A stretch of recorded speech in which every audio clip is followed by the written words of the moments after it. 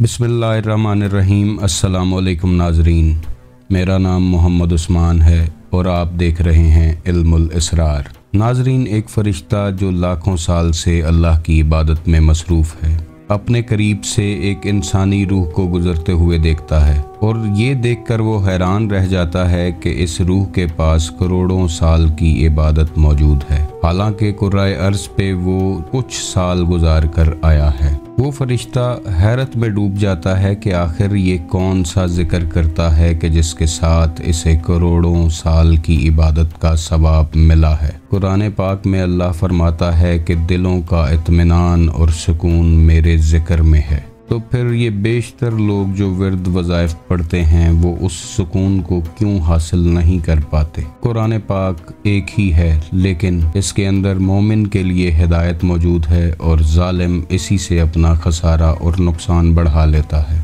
नाजरीन, अल्लाह ने 18,000 जहान तख्लीक फरमाए हैं। आखिर वो जहान हमारी नज़रों से ओझल और पोशीदा क्यों हैं? जब आलमे अरवाह में अलस्त के मकाम पर तमाम रूहों ने अल्लाह की रबूबियत का इकरार किया तो वो वादा, वो इकरार हमें याद क्यों नहीं है? हज़रत अली अलैहिस्सलाम फरमाते हैं कि इंसान समझता है कि उसका जिस्म छोटा सा है, लेकिन वो ये नहीं जानता कि इस छोटे से जिस्म में कितना बड़ा जहान आबाद है। आखिर वो जहान हमारी नज़रों से ओझल क्यों है? आखिर वो कौन सा अल्लाह का ऐसा ज़िक्र है जो इंसान को मार्फत इलाही और कुर्ब इलाही और दीदार इलाही तक ले जाता है, और दीदार इलाही के बाद दिलों को इत्मीनान और सुकून मिलता है। इन सब की सिर्फ एक ही वजह है कि हम अपने जिस्म की खुराक का बंदोबस्त करने में लगे रहते हैं, मगर रूह की ग़िज़ा के बारे में सोचने की कोशिश नहीं करते। आखिरकार खुराक ना मिलने की वजह से रूह बीमार होती चली जाती है और एक दिन नफ्स के ताबे हो जाती है। और नफ्स वो है कि जो इंसान और अल्लाह के दरमियान एक बहुत बड़ा हिजाब है। जो लोग इस हिजाब को हटाने में कामयाब हो जाते हैं उन्हें ही मकसद हयात मिलता है। आखिर कोई तो ऐसा ज़िक्र है कि जिसके ज़रिए रूह ज़िंदा होती है और खालिक हकीकी से जा मिलती है। इस वीडियो में आज बहुत से राज़ों से पर्दा उठाएंगे। वीडियो को लाइक कीजिएगा, शेयर कीजिएगा और चैनल को सब्सक्राइब कीजिएगा ताकि हमारा और आपका राब्ता बना रहे। नाजरीन, हम बचपन से सुनते आ रहे हैं कि अल्लाह का जिक्र रूह की ग़िज़ा है। जैसे इस दुनियावी जिस्म की ग़िज़ा होती है, वैसे ही रूहानी जिस्म की भी एक ख़ास ग़िज़ा होती है। नाजरीन, अल्लाह ने 18,000 जहान तख्लीक फरमाए और उनमें मुख्तलिफ़ मखलूक़ात तख्लीक फरमाईं और उन तमाम मखलूक़ात की ग़िज़ा का बंदोबस्त किया। जैसे जन्नात इस दुनिया में हमारे साथ तो रहते हैं, लेकिन बहुत से लोग ये नहीं जानते कि जन्नात आखिर क्या खाते हैं, इनकी ग़िज़ा क्या है और ये अपनी नस्ल को आगे कैसे चलाते हैं। हर मखलूक की एक ख़ास मरगूब ग़िज़ा होती है जिसके अंदर उसकी हयात का सामान रखा जाता है।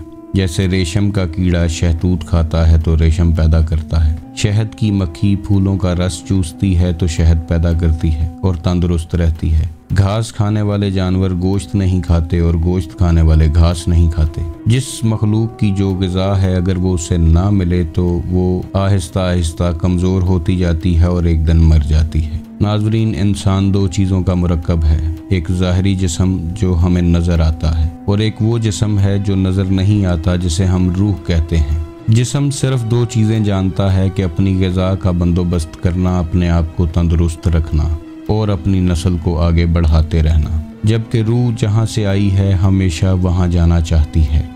रूह अल्लाह का अमर है और ये अल्लाह की तरफ ही राग़िब होती है। रूह हमेशा से खालिक हकीकी की मार्फत के लिए तड़पती रहती है और मार्फत इलाही, कुर्ब इलाही और दीदार इलाही रूह की मंजिलें हैं। हमारी बदकिस्मती ये है कि हमें जिस्मानी खुराक के बारे में तो बताया जाता है, लेकिन रूहानी खुराक के बारे में ज़्यादा इन्फॉर्मेशन नहीं दी जाती। तो आज आप जान लेंगे कि रूह की ग़िज़ा क्या है और रूह को ज़िंदा और ताबिंदा रखने के लिए आखिर करना क्या है। नाज़रीन, एक ज़िक्र ज़बान से किया जाता है, कुछ लोग हल्की आवाज़ में करते हैं और कुछ ऊंची आवाज़ में करते हैं। अल्लाह के मुख्तलिफ़ सिफ़ाती नामों से अल्लाह को पुकारा जाता है। اور اس خاص نام کے اثر کو آپ اپنی زندگیوں میں محسوس کرنے لگتے ہیں۔ زبان ہر وقت ذکر اللہ میں مصروف رہتی ہے اور زبان میں تاثیر پیدا ہو جاتی ہے۔ سلطان العارفین حضرت سخی سلطان بہو فرماتے ہیں کہ ذکر کا تعلق آواز سے نہیں ہے۔ آواز کے ساتھ کیا گیا ذکر زبان کی غذا تو ہو سکتا ہے مگر روح کی غذا نہیں ہو سکتا۔ قرآن میں مختلف جگہوں پہ اللہ کے ذکر کا حکم موجود ہے، جیسے کہ اللہ ایک جگہ پہ فرماتا ہے کہ اپنے رب کا ذکر کرو خفیہ طریقے سے۔ بے شک قرآن میں اللہ تعالیٰ کی بے حد نشانیاں موجود ہیں اور ہمیں اس پہ غور و فکر کرنے کی ضرورت ہوتی ہے۔ اب یہ خفیہ طریقے سے کیا جانے والا ذکر دوسرے اذکار سے بالکل الگ اور مختلف ہے۔ برصغیر پاک و ہند میں بہت سے صوفیہ کرام کا سلسلہ چلتا آیا ہے اور بہت سے صوفیہ کرام نے ذکر کا تعلق سانسوں کے ساتھ بتایا ہے۔ بہت سے لوگ کلمہ طیبہ کا ذکر سانسوں کے باہر جانے اور اندر آنے کے ساتھ کرتے ہیں۔ ناظرین، مختصراً یہاں پر یہ جان لینا بھی ضروری ہے کہ انسان کے اندر ایک نہیں بلکہ بہت سی روحیں موجود ہیں، جنہیں آپ اسپرٹس کہتے ہیں، کچھ لوگ انہیں لطائف کہتے ہیں اور کچھ لوگ انہیں ارواح کہہ کر پکارتے ہیں۔ ماں کے پیٹ میں بچے کی پہلی سٹیج پر روح جمادی اس کے اندر آتی ہے اور یہ روح پہاڑوں میں موجود ہوتی ہے۔ جب بچہ نشو نما پانی شروع کرتا ہے تو اس کے اندر روح نباتی آتی ہے جو کہ پودوں میں ہوتی ہے۔ جب یہ بچہ ماں کے پیٹ میں حرکت کرنی شروع کرتا ہے تو اس وقت روح حیوانی آتی ہے جو کہ جانوروں میں ہوتی ہے۔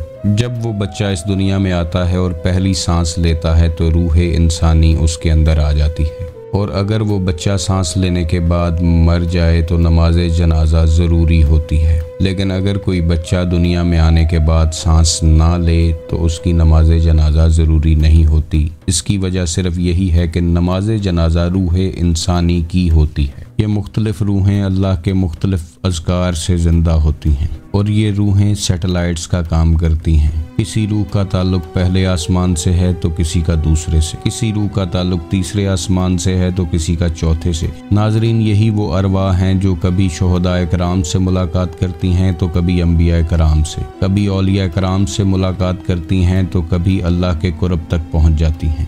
ناظرین، اب آتے ہیں اس ذکر کی طرف کہ جو روح کی حقیقی غذا ہے۔ اللہ تعالیٰ کا ایک نام ذاتی ہے اور باقی صفاتی ہیں، اور اولیاء کرام کے مختلف سلاسل میں اس میں اللہ ذات پر بہت توجہ مرکوز کی گئی ہے اور کرائی گئی ہے۔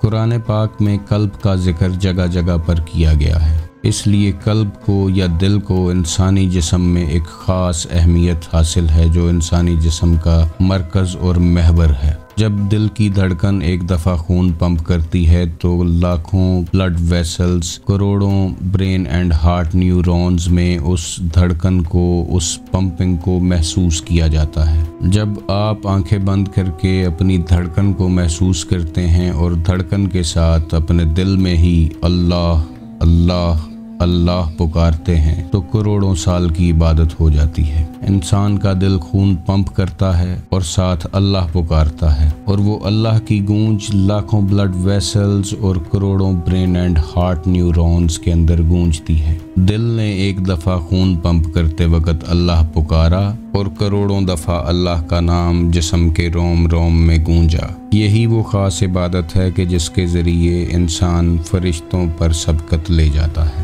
کیونکہ فرشتے کے پاس نورانی جسم تو موجود ہے مگر اس میں دل نہیں ہے۔ جب کچھ عرصہ انسان دل سے اللہ کا نام پکارتا رہتا ہے تو آہستہ آہستہ اس کی روح پھڑپھڑانے لگتی ہے، خوابوں کا ایک لامتناہی سلسلہ شروع ہوتا ہے اور انسان اپنے آپ کو پہچاننا شروع کرتا ہے، اور جب یہ روح مکمل طور پر حیات پاتی ہے تو معرفت الہی اور قرب الہی کی منزلوں سے گزرتی ہوئی دیدار الہی تک پہنچ جاتی ہے۔ اس کے بعد انسان عشق الہی میں مبتلا ہو جاتا ہے اور اللہ کا قرب حاصل کر لیتا ہے، اور انسان کو وہ مقام حاصل ہوتا ہے کہ جس کے بارے میں اللہ نے حدیث قدسی میں فرمایا کہ جب کوئی شخص میرا قرب حاصل کرتا ہے یہاں تک کہ میں اس سے محبت کرنے لگتا ہوں، جب میں اس سے محبت کرنے لگتا ہوں تو میں اس کے کان بن جاتا ہوں جن سے وہ سنتا ہے، اس کی آنکھیں بن جاتا ہوں جن سے وہ دیکھتا ہے، اس کے ہاتھ بن جاتا ہوں جن سے وہ پکڑتا ہے، اور اس کے پاؤں بن جاتا ہوں جن سے وہ چلتا ہے۔ یعنی انسان کے روم روم میں اللہ سما جاتا ہے، اور اس کے بعد انسان جو بھی کرتا ہے وہ اللہ کی مرضی سے کرتا ہے۔ قرب الہی میں ڈوبتا ڈوبتا انسان اپنی ذات کو فنا کر دیتا ہے۔ فنا کا مقام وہ مقام ہے کہ جس کے بارے میں حدیث پاک میں اشارہ ہے کہ موتو قبل ان تموتو، کہ مر جاؤ اس سے پہلے کہ تمہیں موت آ لے۔ بے شک یہ اشارہ فنا فی اللہ کی طرف ہی ہے۔ جب انسان اپنی ذات کو فنا کر دیتا ہے تو یہ جہان اور دوسرے کئی جہان انسان کے لیے ایک جیسے ہو جاتے ہیں۔ وہ اس دنیا میں رہتے ہوئے مختلف جہانوں کی سیر کرتا ہے، جیسا کہ 18,000 جہان اللہ تعالیٰ نے اپنے اولیاء اللہ اور انبیاء کی پرواز کے لیے تخلیق فرمائے ہیں۔ تو انسان اپنی روح کو زندہ کرنے کے بعد ان جہانوں کا مشاہدہ کرتا ہے اور اللہ تعالیٰ کی نشانیوں سے اللہ تعالیٰ کے مزید قریب ہوتا چلا جاتا ہے، اور پھر ایک مقام آتا ہے کہ اللہ اسے دنیا کے سامنے ظاہر کر دیتا ہے، جیسے سورج اپنی روشنی کو ظاہر کرتا ہے اور کستوری اپنی خوشبو کو ظاہر کر دیتی ہے۔ یہ وہ مقام ہے کہ جس کے بارے میں قرآن پاک میں اللہ فرماتا ہے کہ میرے وہ بندے لا خوفن ہو جاتے ہیں، یعنی انہیں کسی چیز کا ڈر اور خوف نہیں رہتا، چاہے وہ موت ہی کیوں نہ ہو۔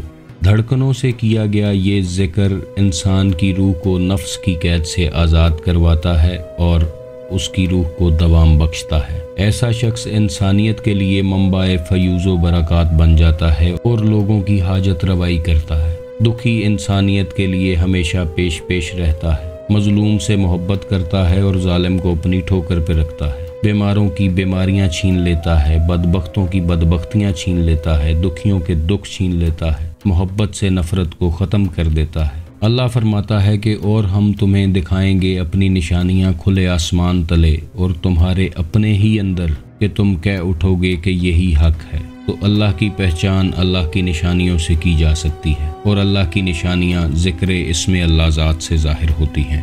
ناظرین، جب لاکھوں کروڑوں اربوں فرشتے اللہ کی عبادت کے لیے موجود تھے تو پھر انسان کا تخلیق کرنا صرف عبادت کے لیے نہیں تھا۔ ایک حدیث قدسی میں ہے کہ اللہ فرماتا ہے کہ میں ایک چھپا ہوا خزانہ تھا اور میں نے چاہا کہ پہچانا جاؤں۔ تو انسان اس دنیا میں اللہ تعالیٰ کی پہچان کے لیے آیا ہے، جس پہچان کو معرفت الہی کہتے ہیں۔ اگر تو اس دنیا میں آ کر انسان نے معرفت الہی حاصل کر لی تو ٹھیک ہے، ورنہ اس کا دنیا میں آنا یا نہ آنا ایک برابر ہی ہے۔ معرفت الہی ہی وہ منزل ہے کہ جس کے لیے انسان اس دنیا میں آیا ہے۔ لوگوں کی غلطیاں کوتاہیاں نوٹ کرنے کی بجائے ضرورت ہے کہ ہمیں اپنے اوپر کام کرنا چاہیے۔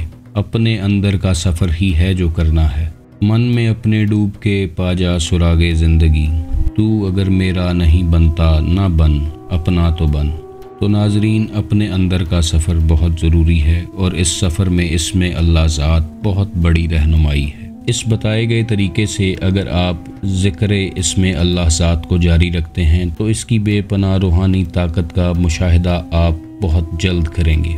آپ دیکھیں گے کہ کیسے ذکر اسم اللہ ذات جو دل سے کیا جا رہا ہے اور دھڑکنوں سے کیا جا رہا ہے، آپ کی زندگی میں رنگ اور روشنیاں لے کے آئے گا، اور آپ کی روح روشنیوں میں نہانا شروع کرے گی۔ آپ کی آنکھوں کے سامنے ایسے ایسے جہان کھلیں گے جو آج سے پہلے آپ نے نہیں دیکھے ہوں گے۔ ایسے ایسے نفوس سے ملاقات ہوگی کہ جن کے بارے میں عام آدمی سوچ بھی نہیں سکتا۔ اللہ آپ کو اور مجھے معرفت الہی کا چھوٹا سا قطرہ بھی نصیب فرما دے تو اس دنیا میں آنے کا مقصد پورا ہو جائے گا۔ اس دعا کے ساتھ ویڈیو کو ختم کرتے ہیں کہ آپ خوش رہیں، آباد رہیں، اللہ آپ کے گھروں کو سلامت رکھے۔ اللہ حافظ۔